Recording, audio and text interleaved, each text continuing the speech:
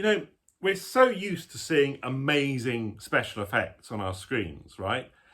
We've seen dinosaurs, battles in space, and spectacular historical events made real. If you can imagine it, you can make it appear on the screen realistically. But there's one human action which we've all seen and all done. It's a familiar, common bodily function, but you almost never see it done right on film or TV. And I was thinking of this again when I watched Amadeus on Now TV. It's a TV series about the life of Mozart. So it's set in 18th century Austria. And oh, don't TV producers love a period drama? They go mad on costumes, wigs, sets, and horse-drawn carriages. Oh, don't they love their horses? But there's one moment that's totally unrealistic.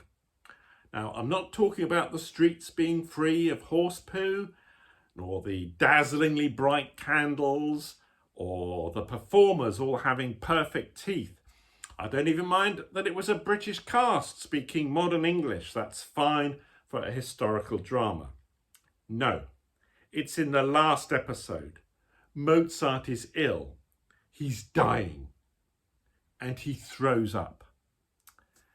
And as usual, when someone regurgitates on film or TV, they've clearly just been given a mouthful of soup, which they let fall from their mouths with a little groan, a sort of bleh. Now, it's usually vegetable soup, but not always. They use different flavours sometimes.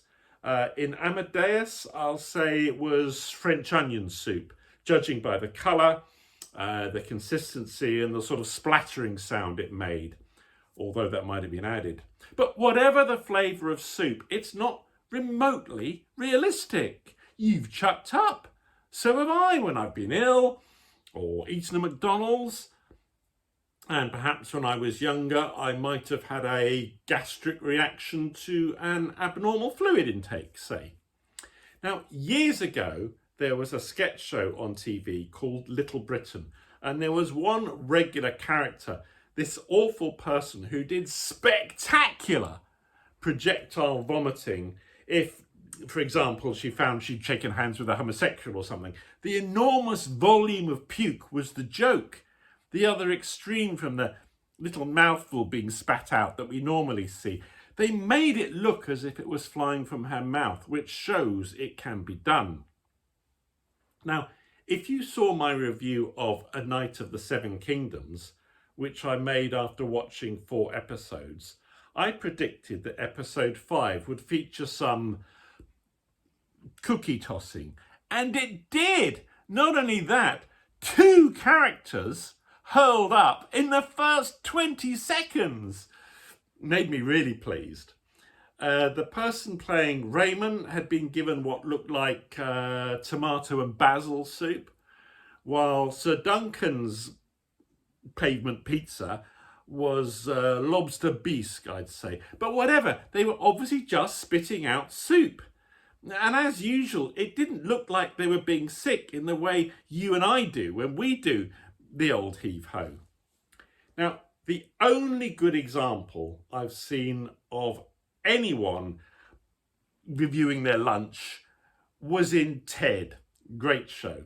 Now, there's one scene where the character Blair does an impressive projectile spew all over her uncle. And the performer wasn't just given a mouthful of soup. The effect is up there with the realism of Ted himself. And that amazing scene where President Clinton comes to the donut shop. If it was soup, it looked like spicy parsnip, which is probably my favourite. And it's great that when Ted himself barfs, he brings up kapok stuffing, which is hilarious. So Ted sets the standard for televisual chunder. So my message to film and TV makers is, that's the standard to aspire to. No more soup.